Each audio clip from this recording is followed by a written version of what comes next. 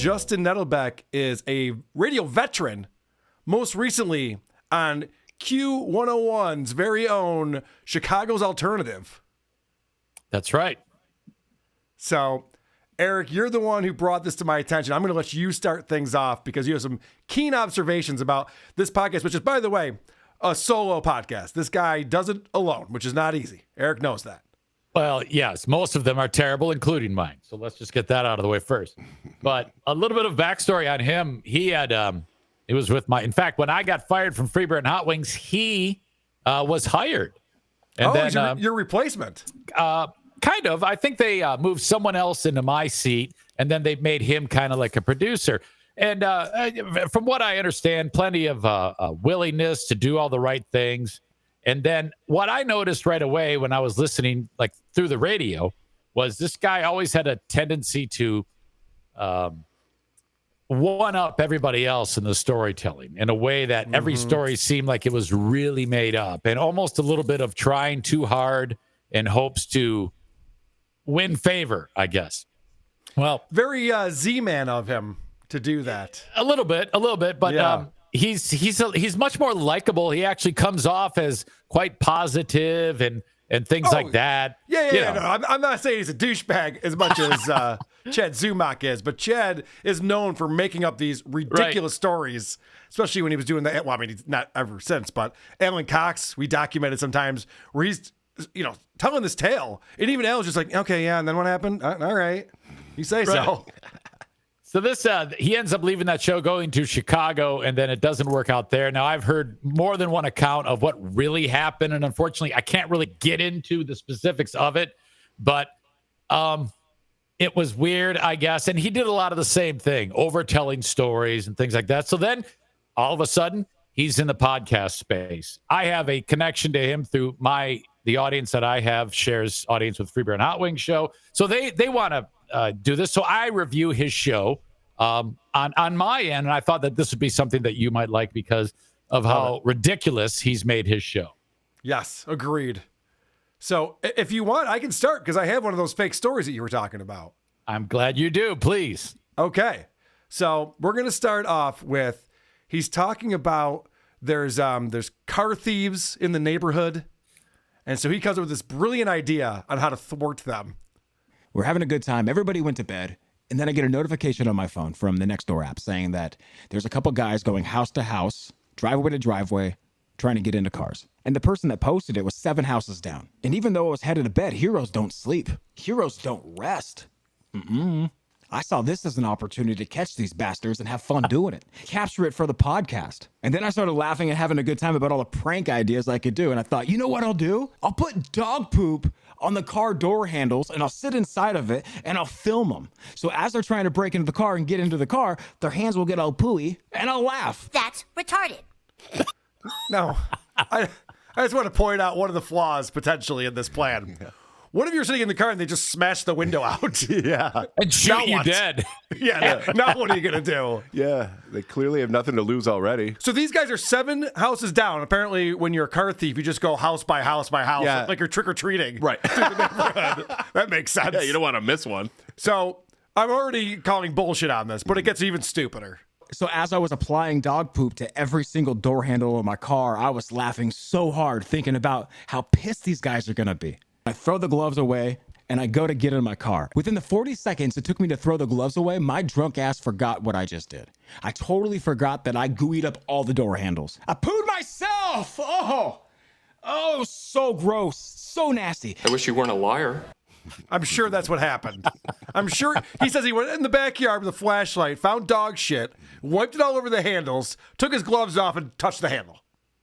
Can you believe it? I mean, it's probably happened to you guys out there too, right? Yeah, I mean, it's embarrassing how many times. That was the common gripe of this guy when he was on the radio. It was always like the host on the show would say something and he would have to one-up it with something that just doesn't add up, Yeah, this definitely did not happen. And then he goes into this thing after he touched the poop. He's remembering that he has a gag reflex. And remembering his gag reflex brings on his gag reflex. And I don't know if you know this about me, but I have a premature gag reflex. I swear I woke up the neighbors. I can't even. Sorry.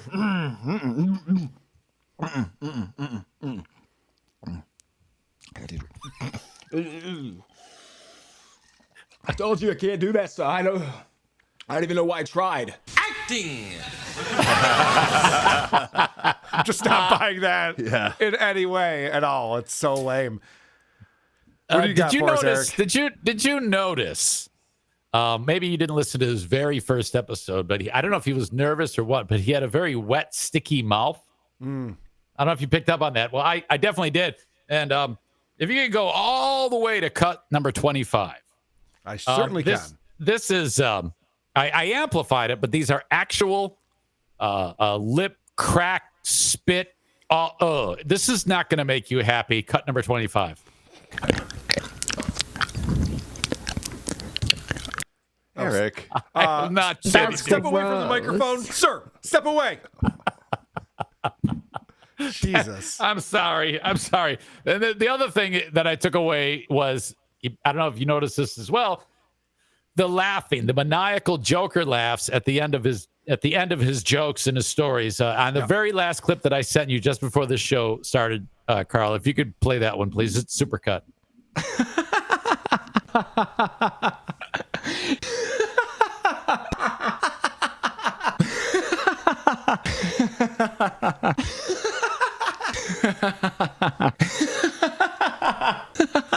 Ick. Yes, exactly. Horrible. So all real laughter is what you're trying to tell me. This right. is... And there's several examples which we'll get to where he actually will finish a joke and then he'll edit it in, and you can hear like half a breath edited in, and it stands out as, well, I know he did a sloppy job editing it, and oh God, so he's editing laughs in at the end of his jokes. All right. Do you have an example of that? Yeah, I do. Let's see. Cut number 7. He was getting into a story that he makes up about when he took a road trip. He starts with the beginning of the story. Cut number 7. April 21st, 2023. Whew. My life changed, and I needed to find myself, so I did something I always wanted to do. A threesome. Me, my girl, and her car. Not the threesome you were thinking, huh? Not the threesome I really wanted either. I went on a road trip. Okay, now there's no need for the laugh, and it sounds like he actually really laughed in that one. That wasn't the punchline. No, it wasn't even the punchline. He goes, probably not the threesome you were thinking of. Yeah, because that's not a threesome. You and your girlfriend on a road trip is not a threesome. Right. That's why you get nothing for that. Right. It doesn't work. In cut number 19, he busts out some stand-up with one of these bad laugh edits. But also, the video of this is hilarious. It's so funny. This guy is knocked out. Like Tyson just gave him the 1-2-1-2. I mean, he is outro. Man, if I can just get the sleep this guy gets. Is this why people smoke crack? To get the best sleep of their life? I mean, dang, I do not recommend it. But I have never slept like that. I mean, damn. Who needs Lunesta when you got yourself some crack? The news anchor. Did you hear him? He's really giving it the extra juice. You didn't edit that, Eric? That was the show? No, I did not. That was the show. And I have it isolated on cut number 20. I have never slept like that. I mean, damn. Who needs Lunesta when you got yourself some crack? The news anchor. He's really sweetening his own show, isn't he? Yeah. I mean, he just smashes it all together. And I don't know if you also noticed, he over edits. So whereas you and I might talk, we have a breath, we have a pause, we have a or a In a lot of cases, you don't get any of that on his show. He's over editing it. I didn't notice that. So a lot of that. And then I have also examples of these made up stories. Okay, before we get into that, explain to me how smoking crack helps you sleep better. Right. What is this? Well, that's retarded. That's really stupid. Is that the joke, or is just like some crack in his mouth and off and got knocked out? Right. So you have to smoke crack and mouth off to someone who will punch you. It's not just smoking crack. Apparently. Like, there's other steps to this. Because someone's going to go out and smoke crack and be like, I didn't get any sleep. Yeah. Liar. Go back to Lunesta. Carl, when he signs on with his first show, he kind of contradicts himself. First of all, he talks about how excited he is for this. And then in the next breath, he's talking about how podcasting is for losers. Cut number 2. That's always good. It is so awesome to be here. It's so crazy. This is just amazing. I have thought about this day since April 21st. Every single moment of every single day, I have been dying to get back on this microphone. I was so turned off by the idea of starting a podcast or a Patreon. I think I let my ego get in the way. Going from Market 3 on a morning show to a podcast, I couldn't fathom that. I was ashamed. I felt like it was going backwards. So wait, when people say that they're excited and they got a big show and everything, they're lying? Is he lying about this? I was like, fuck you, man. Come on. Yeah, that's pretty weak right there. Well, since you pointed out his Patreon, and I don't know how many people support him on Patreon, he doesn't show his numbers, but he did put out recently a little 2.5 minute long episode that's a Patreon preview. So when you do give him money, and I'm sure we all will eventually, this is the kind of stuff that you get. Now, this is called Put It in the Bag. And I should set the stage. So he's like a bank robber, and he drives. There's a lot of production going on here. He goes into the bank, and then this happens. I don't want your money. I want all of your baggage. You hear me? Don't look at me. Put your eyes down. Look at the ground. I want every single one of you to put all of your baggage into this duffel bag right now. Whatever you're holding on to that is keeping you down in life, put into this bag. Do you understand me? Hey, you! What are you doing? Put it in the bag. Hurry up. If you hate your job, put it in the bag. If you're going through financial troubles, that's you, weirdo. Put it in the bag. If you're going through a heartache, put it in the bag. Hey, you, what are you doing? Give me this, you son of a bitch. What are you doing? Oh, look at Mr. Slick, trying to hide his baldness insecurity. Put it in the bag, Baldy. If you host a lame podcast no one listens to, put it in the bag. So, Eric, you're probably wondering, what is this all about? Don't worry, he's going to give us an explanation as to what this is. I'm not here to play games. I'm here to make withdrawals of all the bullshit that lives rent-free in your lives and in your head that prevents you from being the best you. Now put it in the bag. Yeah, no, we got it. Okay, he's motivating us. He's motivating us, yeah. I've heard about this. I heard he's doing some type of like, hey, inspire you to do good. Well, it's always good when a loser who's lost his job recently and can't find a new one tells you how great life could be. Yeah, this goes right into an ad read. Oh, no. Yeah, and I should point, I don't want to pull the whole thing, but that whole 2.5 minutes is just pointing out all the things people might be insecure about. It just goes on and on and on. It's like, we get it. We fucking get it. Saturday Night Live. Jesus. Yes, right. We need a payoff at some point here, sir. Come on. Help us out. So I checked out this episode called Think Outside the Foot. And you're probably thinking, well, that's a stupid name for a show. And you would be correct. So he's talking about, he has this idea. He's been going out every night of the week because his brother-in-law's wife's brother is in town. And so they're going out and drinking. He doesn't normally do that. And it's kind of fucking with him. But he has this brilliant idea because he's going out late now and he doesn't normally do that. But the night walkers, the ones that do the graveyard shifts, there's nothing open for them. Night walkers have no option other than to go to 7-Eleven and get some roller food. And this had me thinking, since there's like 100 different chicken spots or 100 different sandwich shops, why doesn't one open from 4 p.m. and close at 4 a.m.? So he thinks, and he goes on to say, there's no competition. If you're open at 3 a.m., 4 a.m., nothing else is open. This exists in every city in the U.S., sir. I can guarantee you in the entertainment district, there are restaurants. If you're in Buffalo, it's Jim's Steakout and Mighty Taco. Here we have Mark's Texas Hots and Nick Tahoe's. Every single city has restaurants that are open 24/7 or at least into the late night for the drunk crowd. And this guy's going, I just came with this amazing idea. What if, because I was out last night and there were still people who were out and about, what if they could get some food somewhere? Like, you never seen a Wendy's commercial? Like, what are you talking about? Everyone already fucking knows about that. But that's what leads him into this dumb thought that he thought was so great it became the title of the episode. I mean, you see businesses close down all the time. And I know people are doing their best. But sometimes you got to think outside the foot. If you want to be successful in this world, you're going to have to scrub down some Tootsies at all hours of the night. People have feet 24 hours a day. They don't get to just take them off like a bra after working a long day. No! We're stuck with these throbbing suckers. And damn it, someone needs to touch them and fix it. Swing and a miss. Yeah. Everything's a comedy routine, and that's not easy to do. Most people have the realization that it sucks and wouldn't put it out there like that. I don't know about you, but 3 a.m., 4 a.m., I'm really want a pedicure. And I'm like, what the fuck? Nothing's open? Nothing's open. Come on, guys. Do better. Be better. So that was stupid. And he does that a lot, and he'll do a lot of dramatics and overacting and overselling. I don't know if you caught, like on his very first show, he was doing a lot of this reflecting about how he's going to get the eye of the tiger and he's going to take the world by storm and all this shit. In my cut five, it's his dramatics about his life's work and his addiction to radio, guys. But I sacrificed my entire life for radio. I loved it. I found an outlet. I found something that, growing up with ADHD and ADD and being put on all these medications as a kid and never being truly understood. And then somehow, about 18, 19, running into stand-up comedy and then naturally finding podcasting, which led me to radio, I was able to finally find myself and have this outlet. Well, I became addicted to that outlet. It became my absolute everything, became my identity. I loved it.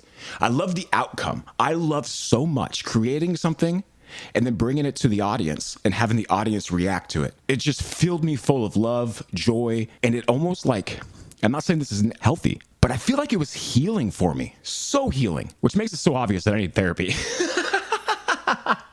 Wow. What an over-the-top, inflated, distorted view of that. What? How the can audience you needs him, Eric. They crave his anecdotes. Without his anecdotes, what are they doing? Yeah. All the sacrifice he's made, guys. I mean, whatever. Who knows what the fuck this guy sacrificed, but clearly it's a lot. In this day and age, everyone has to be a victim. I have not heard the victim of, I had ADHD and was on Ritalin as a child. Well, sounds like they treated it. I don't know what to tell you, man. Yeah. The fuck? And Ritalin's not the worst time you can have. Right. Yeah, this guy is trying to sound humble, and yet he thinks really highly of himself. You can tell. Yes. A very regardless distorted of being view. fired. Well, you talked about, you made a point there, Eric, where he has to sell things. He's like really trying to sell things and let you know how great it is and how good it's going to be. There's a lot of that. Here's a quick example. Wow, that was hilarious. What a funny video. He watched some TikTok video and just goes, wow, that was hilarious. In fact, this is an ISO. I think I gave it to you too, Chris. Wow, that was hilarious. Yeah, really, it comes across. Yeah, he needs to edit in that fake laugh. I'm surprised he didn't on that one. I'm surprised he didn't. Can I get into my fake story of Justin? I just had one, but it's several clips. Great. So, when he was doing his whole get his head together trip, his girlfriend in his car, he went to East Tennessee, and he described how, according to him, it was a very rural community, and everyone there is stupid and poor. Now, I mean, you can get that anywhere, I guess. I used to actually live where he was going here, and sure, there's parts of that may be like that, but he's parking on that big time and leaning into it. He opens up the story with cut 8. We get out of the car. Right next to us is a smart car. There was bumper stickers on the car that said, "We don't look, we just shoot." What? You Stevie Wonder it? Okay. There've been no laughs. What do you mean? None. First of all, there's no smart cars in East Tennessee. That's lie number one. Second of all, they wouldn't have bumper stickers that say, "We don't look, we shoot." Now, Eric, I've said this before. I hate when people recount the hilarious bumper sticker they saw on a car, unless it's my favorite bumper sticker of all time. Tennis is my racket. That one, if you want to tell people how you saw that one, I will allow it. The next thing that happens is Justin notices that women are carrying guns. Like you can see guns on their hips in my cut. Sounds hot. Yeah. Bikini girls with machine guns. All right, that's what I'm he into said. it. That's what he said. I thought I was king until I noticed that every single woman there was strapped. I guess I should probably be clear when I say women were strapped. Yeah, because of strap-ons. What an asshole. What an idiot. He expects the audience in cut 10 to believe what happened next when his observation was only the women had guns. He expects you to believe this in cut 10.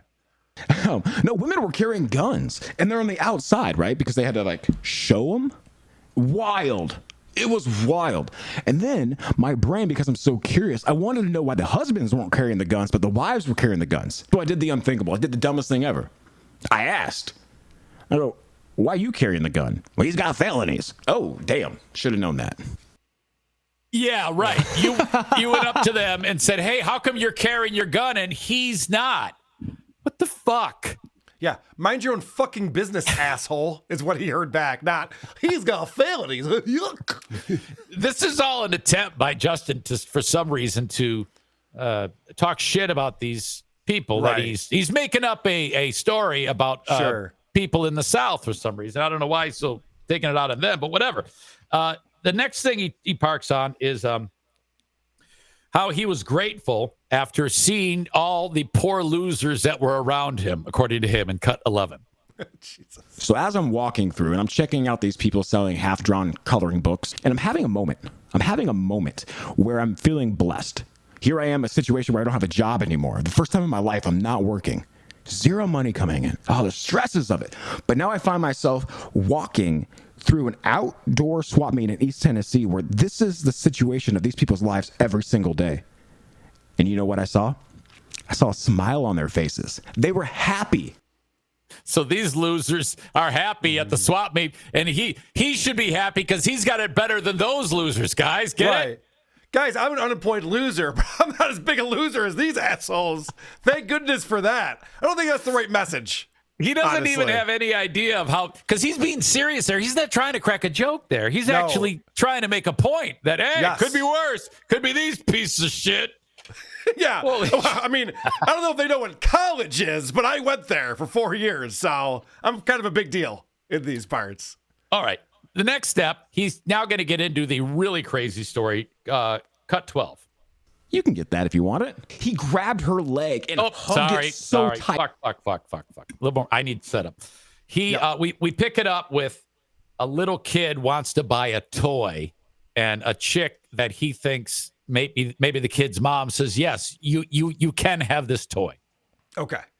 You can get that if you want it. He grabbed her leg and hugged it so tight, and he said, you're the best mom ever.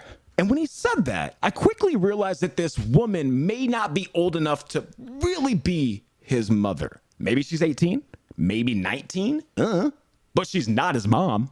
Well, or is she? So when he grabbed her leg and he hugged it like she was going to leave for a pack of cigarettes and some milk and never come back, the woman looked down at him, touched his head and said, I'm not your mom. Huh? Okay. What a story. Holy shit, so compelling. It's not done. It's not Good. done. I want more. I need more. This is all leading into his, for some reason, he hillbillies. He hates hillbillies. This guy's a dipshit. Yeah. Cut number 13. I wrote down, he tends to over dramatize everything. And this is the continuing portion of the story. Cut 13. Now I'm intrigued. I'm in it. I'm not even pretending that I'm not paying attention or eavesdropping. I am all in. Even though I'm now about 7 to 10 feet away, you might as well give me binoculars because I'm peeping Tom. I am all up in their business. That's not what a peeping Tom is. Okay. And so finally, hold on a second. So he's very close by.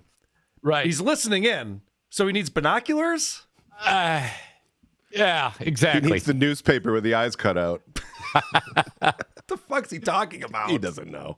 Finally, the end of his story / joke.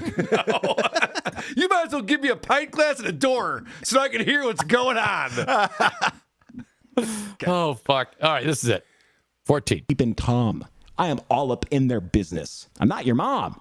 And that's when the dad, who's like 40-something, said the unthinkable. Little boy goes, thank you, you're the best mom ever. Woman goes, I'm not your mom. Then dad goes, that's your sister. That didn't happen. That did not happen. Bullshit. Yeah, I'm calling bullshit on that one. Of course.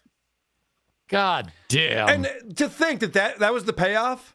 Yes. to that story. So he wrote a little joke for himself and had to come up with his whole elaborate story around it in order to get to that punchline. Wow, that was hilarious. Pretty good stuff there, Justin. Congrats on that. Okay, let's talk about him cracking himself up. So he's reading a review from Mr. Admiral Thumbskin. And this is, again, just bad acting. I'm not buying this for a second. The only flaw in this new show is that he's being a lazy ass and does not give us daily episodes. Oh, come on! For that, I give this podcast 4.9 stars. Keep up the great work. That's really thummy. That's really thummy, Admiral Thumbskin. He was right. That's really funny, Mr. Admiral Thumbskin. There we go. I got it. Nailed it. What an actor. Holy shit. What's going on here? Does he think that he's fooling us? I don't know. This guy can't get out of his own way. Whoa, zany. Oh, fuck. Okay, Yeah, so I mentioned he's been drinking a lot. I'm sorry, Eric. Let me hit a couple clips here. No, please do. I mentioned he's been drinking a lot this past week. He's not normally drinking. And so this is having bad effects on his body, as he says. I don't trust the things that have happened inside my body in the last week. I don't. There's no way the way I've been drinking has not affected my little baby makers. I can't trust it. So I'm celibate. I locked it down. Threw away the key. No one's getting in there. My crotch is like Alcatraz right now. Absolutely. I can't have a baby with this in my body. Could you imagine?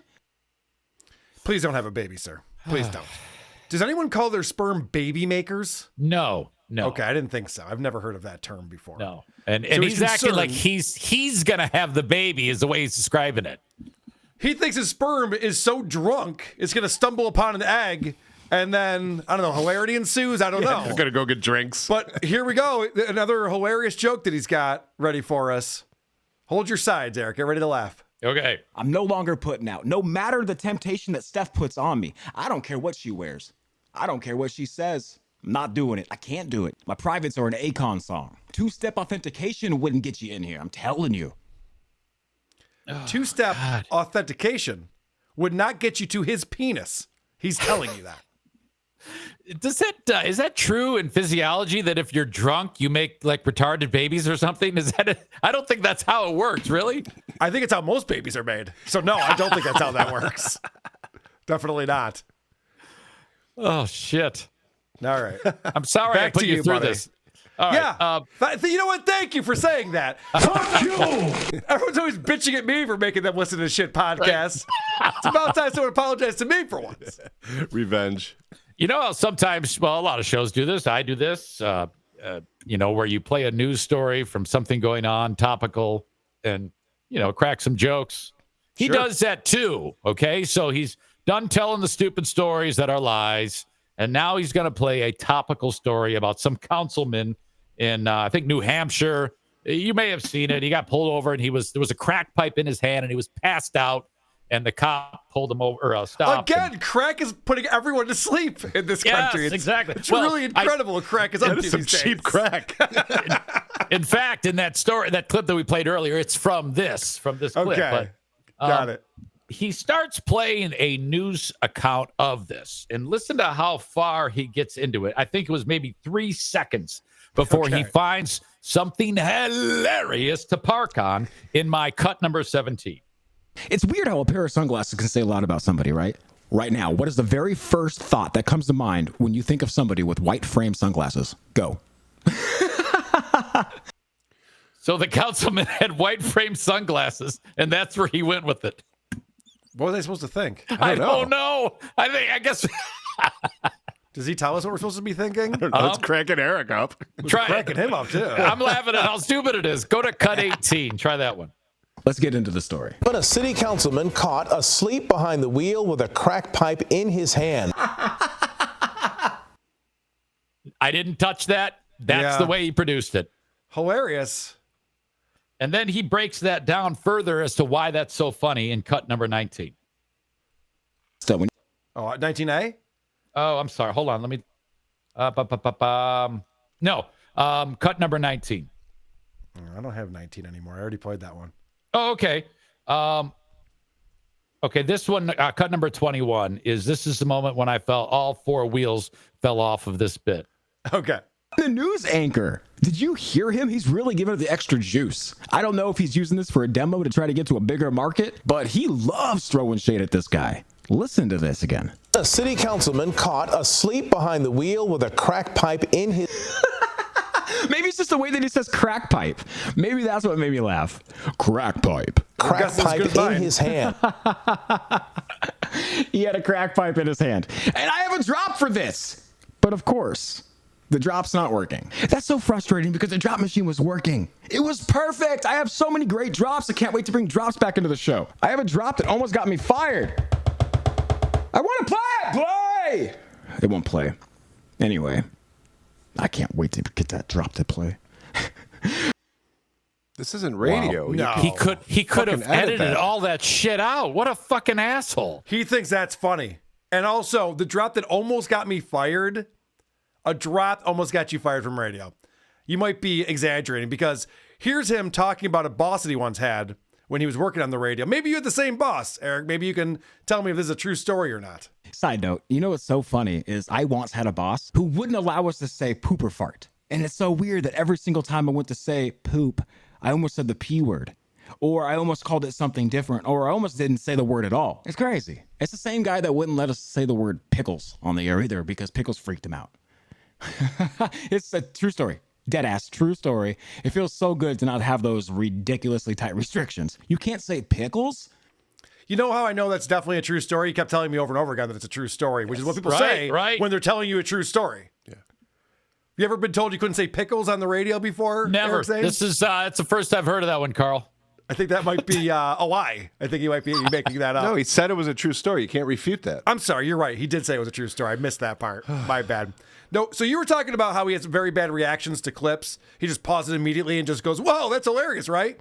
Right. Here's his reaction to, he's watching this TikTok video featuring Miss Meat Lover. And he's got some analysis for us here. Oh, gosh. Okay. You guys got to stop sending me these TikToks. What the hell is happening? Good stuff.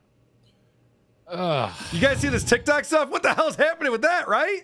Am I right, people? Hot take. And then, so he's watching this TikTok video, and the gag bit returns, guys. Okay. I know we loved it the first time. It's even better the second time. Oh my God, this is so good. Bit all over the camera. Oh, gosh. That's going to make me gag again. Don't think about it. Don't think about it. Don't think about it. Oh, let's see if I can make it through this. So the person in the video was spitting a little bit, Yeah. and he's going to puke. It's going to make him vomit. I have him and I have a mutual friend, and he when I do a show earlier in the week or during the week with audience members, and this mutual friend is in on it, and I almost had him. I was trying to get him to have Justin join us on the show. I was going to send him the link. And I go, you got to get him on. We have to talk about this. And he goes, no, he's afraid you're going to bash him. I go, well, of course I'm going to bash him, but I mean, it's important for him to get out in front of this shit. I mean, if the quicker he, that's what I did with you. The quicker he gets in line and takes the abuse, I'll be less likely to want to murder him for his bullshit. And I said, and he might even actually listen. Well, he probably won't, but I'm going to tell him to quit doing all the stupid shit and be a normal human being because people don't talk like this. Yeah, what kind of pussy shit is that? I don't want to go on there. You guys might make fun of me. Yeah, No, you got to face it. Meanwhile, this guy was ready to get into a car that was about to be hijacked and put dog shit on the handle. He's fine with that. But Eric Zane might be a meanie. Right. Yeah. He can't handle that. And Leave then me my dignity. he told him, he said, by the way, Eric's gonna roast your show and roast your podcast. And he said to the guy, my podcast sucks. So he fucking knows it sucks. Well, then do better. Yeah. Or don't do it. I hate when people are just like, actually, that was the first time that Chad Zumock was on my show. I'm like, all right, what do you want to plug? You want to plug your show? He's like, nah, my show sucks. I'm like, I remember that. that's not the right way to go That through was life. that was actually the only endearing thing he did on that episode. He goes, my show sucks. Yeah, he was drinking some truth serum that day. Also known as alcohol. You're right. He does a lot of, in this first episode, he kept talking about support the Patreon. And on cut number 1, I don't think he understands how Patreon works. I think he seems to think that when you're behind a paywall, you can completely. Which one's spoken? Libel or slander? Slander? Libel is written. Yeah. Okay. Cut one. Okay. The Patreon is also where I'll get a lot more loose-lipped about things. I'll probably share things that'll get me in trouble, and there's no reason, no sense to risk it all for free. Are you kidding me? I have a lot to say. I haven't said anything, and I'm going to pop off. But I'm going to have to put it behind a Patreon to protect myself and to be smart.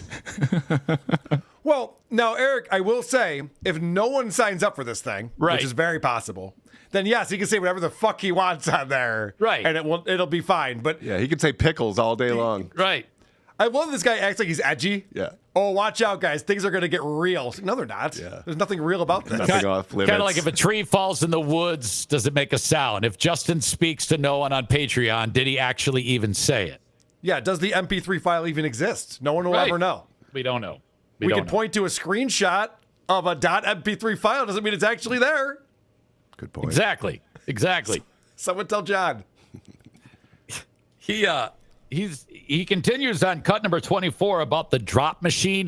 During that episode, he kept saying, "Oh, you got to support the Patreon so I can get a drop machine so I can play these great drops that almost got me fired." Whoa! So he does that again on cut 24.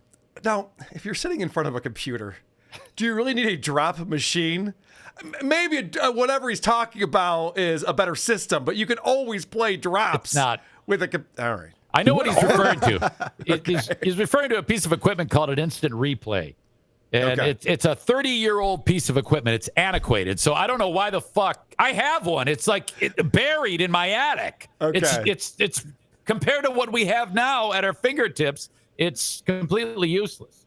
Yeah, that's what I mean. I listened to Drew and Mike, and one time I was on their show, and I got to see behind the scenes of like Brandon hitting the drops. And he's literally just searching through the Finder window with some keywords and finding drops within a half a second and hitting them on the fly. It's so having a computer is so much better than some box with buttons on it. Yeah, he's talking about like a sampler. Right. Okay. It is 30 years old. What are they going to say? They're going to say, "Pass the pipe." What they're going to say is Donald Trump's favorite phrase.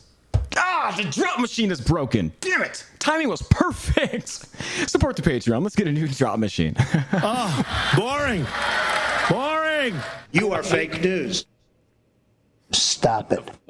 What the fuck is happening here? I was able to find some Donald Trump drops pretty quickly there. Oh, really? On your drop machine? On your drop machine, yeah. Yeah, my drop machine's working today. The dropper. Yeah, so that's good. Eric, I wanted to play a couple more clips for you since we're talking about Trump. He does get political for a second here. Oh, okay, Kind of like good. Pride Month, where a lot of corporations, if you go back 10 years ago and look up a corporation that is all about Pride Month today, look up 10 years ago and see if they were all about Pride Month. They're not. The reason why is because it's commercialized. They were able to make money, and that's kind of disgusting. And that's what's happening here. Boom! Hot take! He's the first one to point this out. So wait a second. Corporations don't actually care about the LGBTQ plus community? What? What? What the fuck?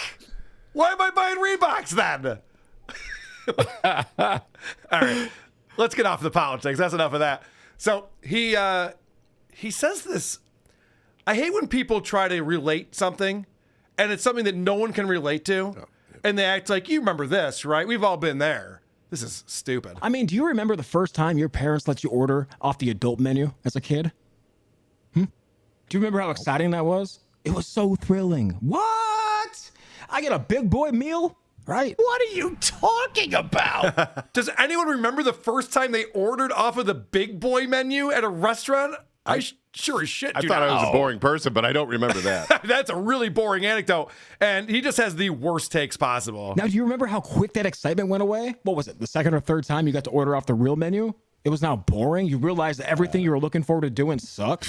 It's almost like looking forward to driving. Then you get 16, it's exciting. By 17, you're tired of it.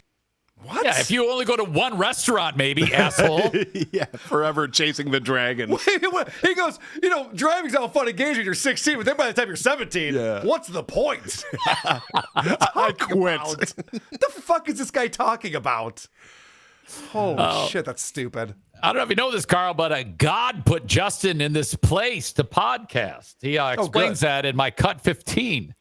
That's weird that he would say that his podcast sucks, but also God is the reason why he's podcasting. Mm-hmm. You said 16? That would be 15. Sorry. I feel like God put me in that situation to see those things that day, to walk away with these life lessons. I feel richer. And I don't mean that disrespectfully. I don't mean rich like wealth, because I'm not. I'm really not. I'm a month away from joining those people in East Tennessee selling garbage from the ditch. I truly am. Support the Patreon. No one thinks you're rich. Oh. There isn't one person who's like, he's flaunting his wealth again. I don't mean that. Go ahead. I'm sorry. He continued to take runs at these people. I see that. I don't know. It seems like half the fucking show was beating up people that he says are poor, who wear guns, and that didn't even happen. And that's the part I meant to be disrespectful. Right. Is this where Dr. Steve is from, East Tennessee? I think so, yeah. He's not a redneck that I know of. Seems pretty well educated. Got a couple bucks, too. Yeah, he's doing all right. It's a fine place to live, but there are, like anywhere, you've got shitty parts to it. I don't know what the fuck this guy's talking about. My final clip, where his final run at these people, is clip 16, how seeing these losers, as he puts it, motivated him. Kind of what I learned from that experience. But I was so excited and so motivated to get back to Chicago and get back to work on the No Please podcast. Opening up your messages and your emails and seeing your comments just touched me so much, and it really motivated me to get back at this. I need you guys so much. I learned some very valuable lessons about myself, about the world, about life, and I'm just so thankful to be here. I miss laughing with y'all. So let's get into the show. Dude, get out of the fucking house more often. A road trip to Tennessee taught you everything you need to know about life. Saw the world. I saw that this world has losers in it. So that meant that I wanted to get out and not be a loser like those pieces of shit. You know, I once drove all the way to Canada, which is a little over an hour and a half from my house, and animated potatoes as far as the eye could see. I'm like, whoa, what is this magical land known as Canada? It really opened my eyes. That's an inside joke in case he's listening back to this and wondering what the fuck I'm talking about. I'm glad I didn't courtesy laugh, because that would have been stupid. Because that would have been like, ha ha, yeah, right, potatoes. I was calling Cardiff Canadian. All right, he does get edgy from time to time, as we know. And quite honestly, it's a little selfish of the stepdad for even doing... No, I'm kidding. I couldn't go in on that. Whoa. He almost went too far there and he stopped himself. Whoa. Oh, he almost went too far. Thank goodness. Holy shit. All right. Anything else you want to play from this show, Eric? Let me see. I'll make sure I got all the boxes checked. 23, another knee slapper about the crack smoker. I might have played this. Nope. We did not. Good. I should add that he is smoking crack safely. He is wearing a seatbelt. Click it or ticket. You're a councilman in Cranston, smoking crack. What do you think the constituents would say? You mean, what are they going to say? They're going to say, pass the pipe. Yeah, all the constituents they want to smoke crack, guys. Get it? Pretty good joke. Who are these podcasts?